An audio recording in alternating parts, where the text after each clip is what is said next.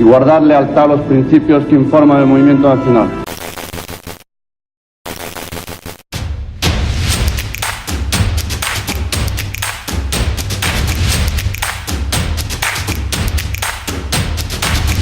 Es responsabilidad de los legítimos poderes del Estado asegurar el orden constitucional